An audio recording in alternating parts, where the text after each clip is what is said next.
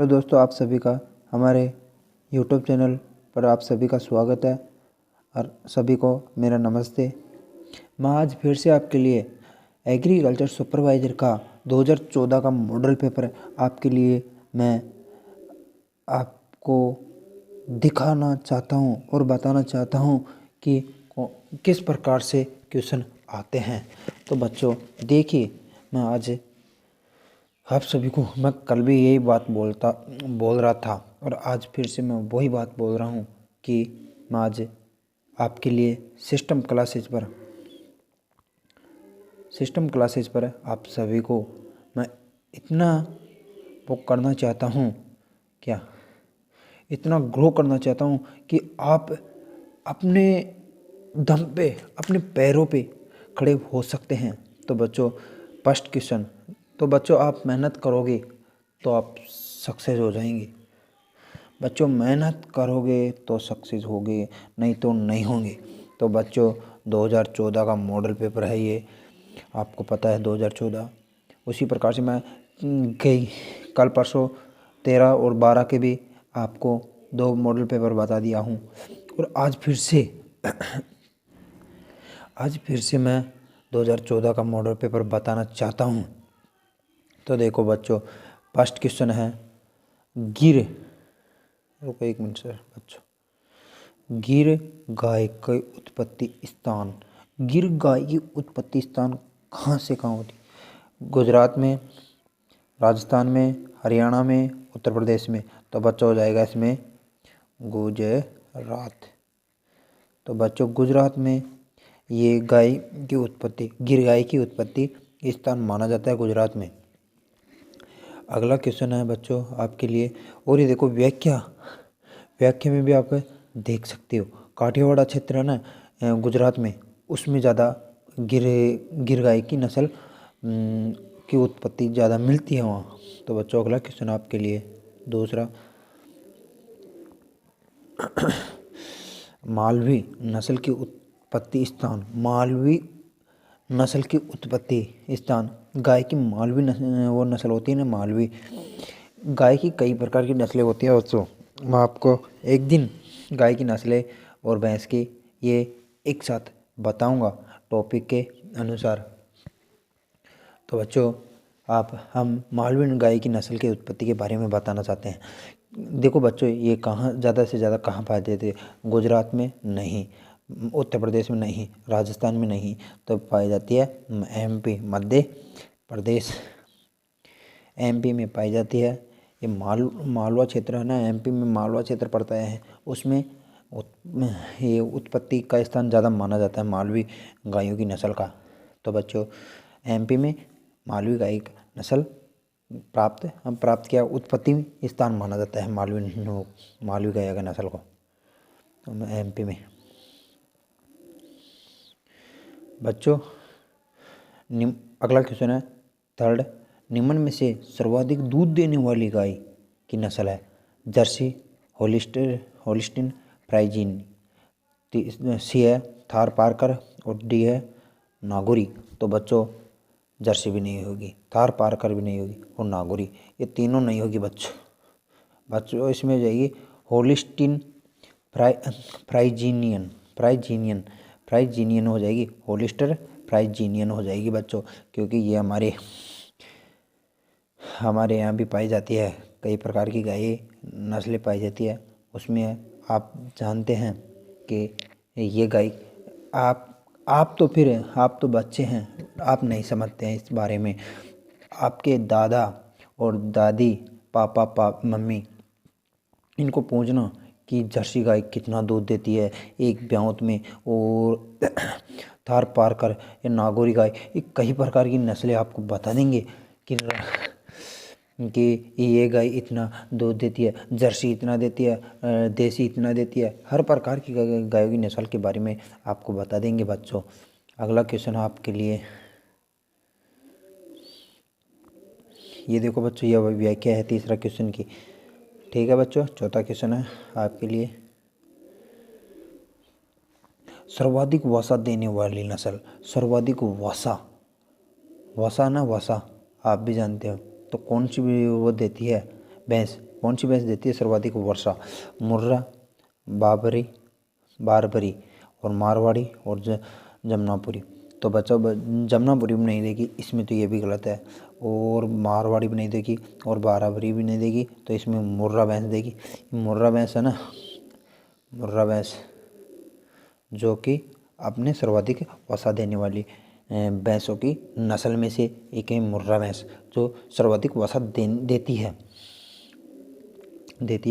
ये 7% वसा पाई जाती है इसमें, मुर्रा भैंस में। मुर्रा नस्ल की भैंस होती है ना, जिसके दूध में 7% वसा प्राप्त होती है, वसा पाई जाती है 7%। अगला क्वेश्चन आपके लिए,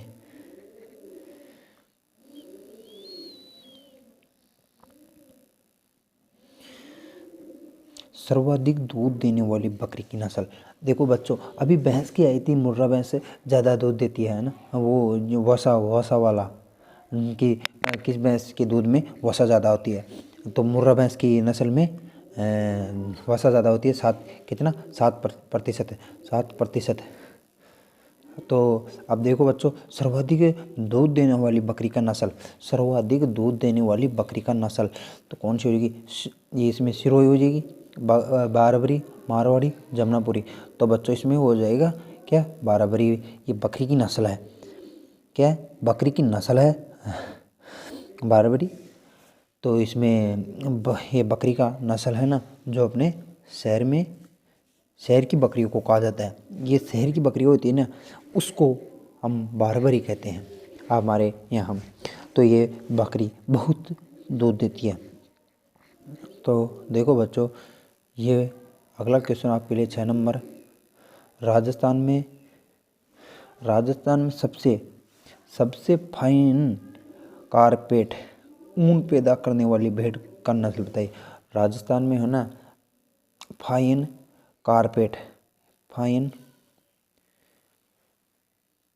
एक मिनट बच्चों, फाइन कारपेट ऊन पैदा करने वाली भेड़ की नस्ल है सोनाड़ी, मालपुरा, चोकला और जैसलमेरी। तो बच्चों इसमें हो जाएगा जैसलमेरी। ये जैसलमेर में पाई जाती है भेड़।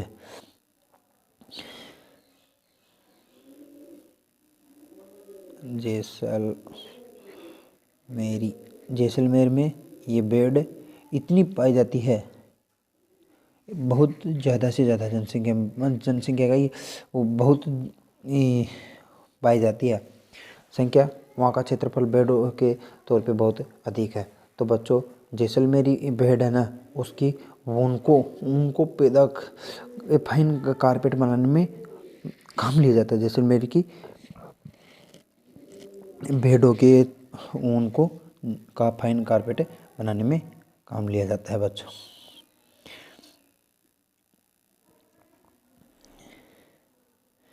कौन सी बीमारी मुर्गियों की है? देखो बच्चों, कौन सी बीमारी मुर्गियों की है? तो बच्चों देखो, आपको भी पता है कि ये BQ ये नहीं होती है। रानीखेत, हाँ रानीखेत होना जो हमारे मुर्गियों में ये बीमारी पाई जाती है। देखो BQ नहीं पाई जाती, HS नहीं पाई जाती, FMD ये तो नहीं पाई जाती, क्योंकि FMD ये एक बकरी की होती है, दिखे शायद बकरी की या भैंस की बीमारी होती है FMD। तो बच्चों ये रानीखेत है ना, रानीखेत जो कि मुर्गियों में पाई जाती है। तो हम अगला क्वेश्चन लेके आते हैं आपके लिए 8 नंबर का। ये देखो व्याख्या है यहाँ पूरा 7 नंबर की थोड़ी सी। दुग्ध बुखार किसी की कमी से होती है। किसकी कमी से होती है? दुग्ध बुखार किसकी कमी से होता है? तो बच्चों दुग्ध ये हमारी गाय भैंस बकरी कुछ भी जो दूध देने वाले जानवर होते हैं, उसको कौन सा बुखार होने पर वह दूध से घट जाते हैं, दूध कम देने लग जाते हैं। तो बच्चों प्रोटीन ये भी नहीं, वसा नहीं, पोटेशियम नहीं, तो इसमें हो जाएगा कैल्शियम। क्या हो जाएगा? कैल्शियम।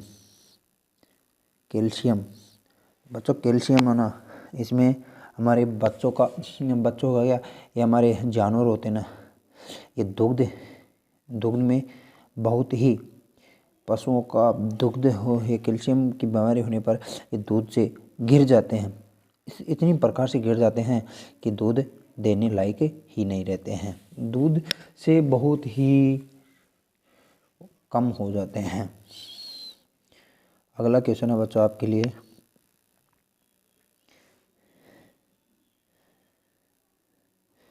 किसी बीमारी के बचाव के टीके लगाए जाते हैं। किस बीमारी के बचाव के लिए टीके लगाए जाते हैं।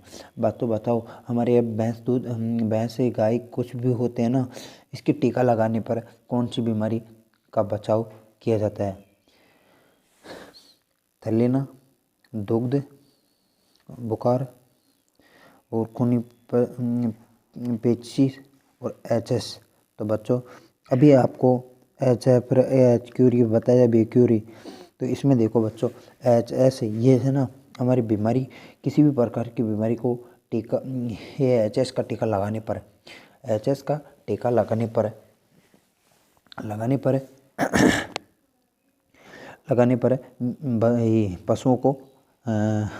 पशुओं को बीमारी नष्ट होती है। एच एस का टीका लगाने पर बच्चों देखो, एग्रीकल्चर सुपरवाइजर में जो भी बच्चा सिलेक्शन पाना चाहता है वो ज़्यादा से ज़्यादा अब हमारी क्लास को शेयर और लाइक कमेंट ज़रूर करें, और आप कहेंगे तो आपके लिए हम कुछ भी कर सकते हैं, परंतु हमारे ये यूट्यूब चैनल को ज़्यादा से ज़्यादा सब्सक्राइब और कमेंट करें।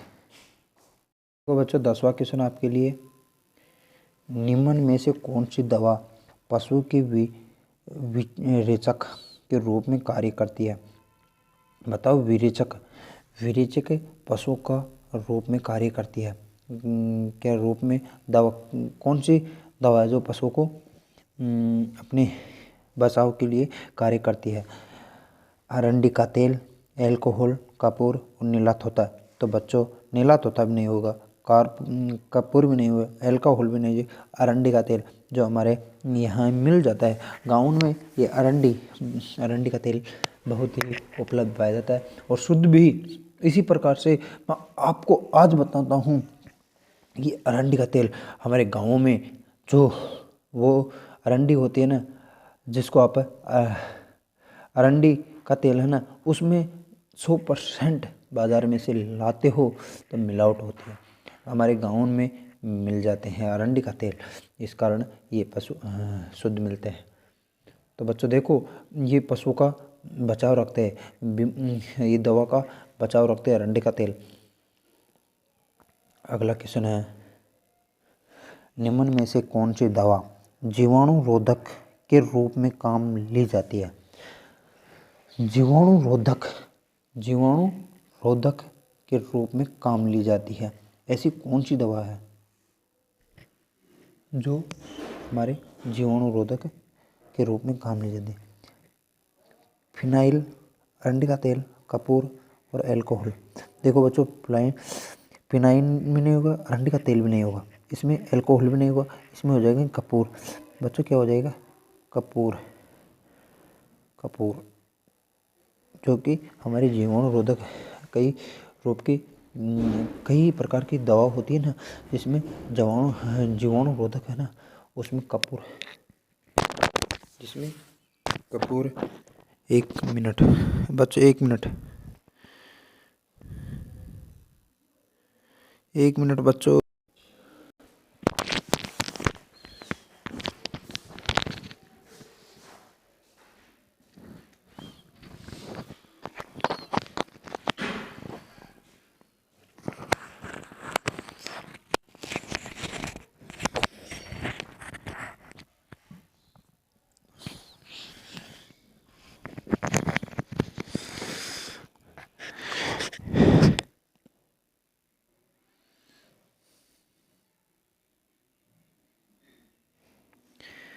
भैंस साणा नस्ल को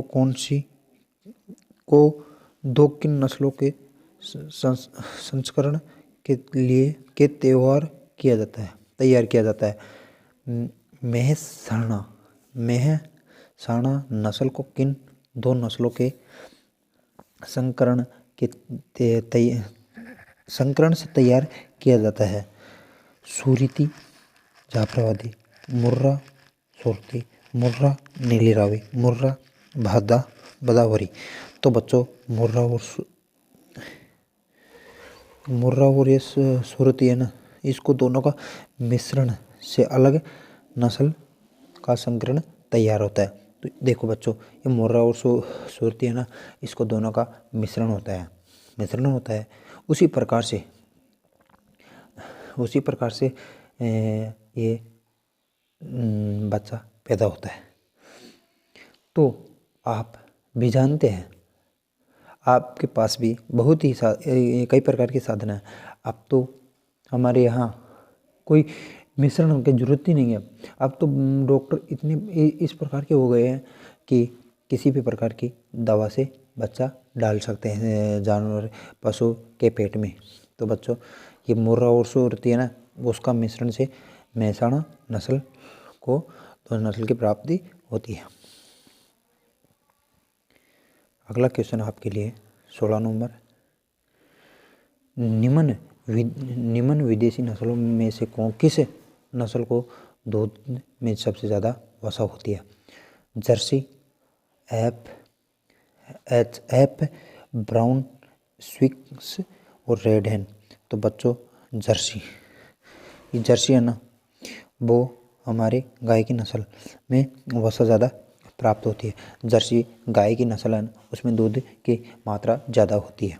अगला क्वेश्चन आपके लिए,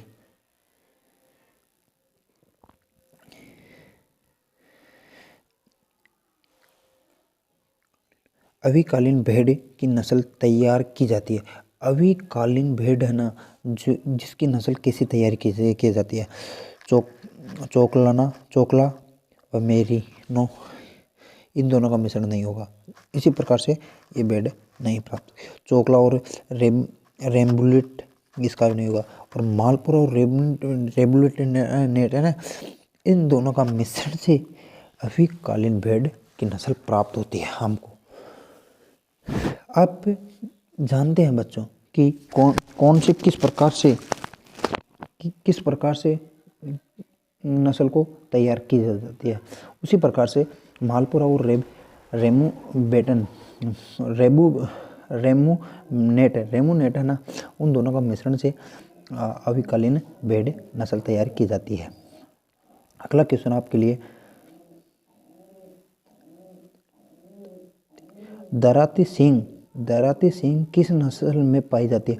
दराती नस्ल किस नस्ल में पाई जाती है। दराती सिंह है ना, दराती सिंह जो मुर्रा में नहीं पाई जाती है, मेहसाणा नहीं, जाफराबादी नहीं, तो सुरती में, किसमें, सुरती में ये सिंह पाई जाती है। भैंस की दराती, ये है ना, दराती नस्ल, दराती सिंह, ये सूरती नस्ल भैंस की नस्ल है, सूरती भैंस की नस्ल, उसमें ये दराती सिंह की नस्ल पाई जाती है। अगला है,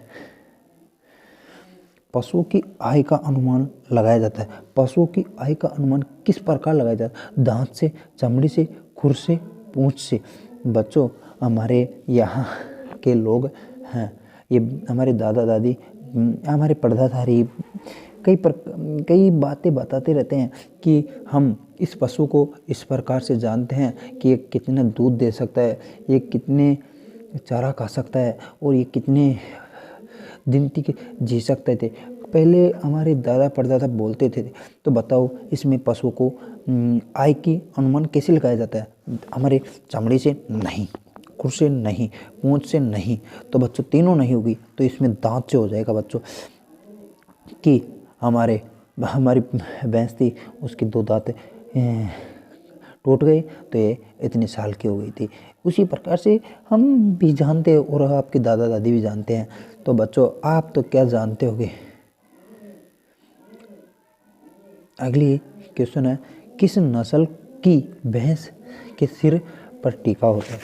किस नस्ल की भैंस पर भैंस के सिर पर किस नस्ल की भैंस पर सिर के पर टीका होता है? किस नस्ल, ये भैंस की नस्ल होती है ना जिसपे सिर पर टीका होता है ना भैंस की, वो टीका किस नस्ल पर होता है? मुर्रा पे नहीं, मेहसाना नहीं, जाफराबादी नहीं, नीली रावी है।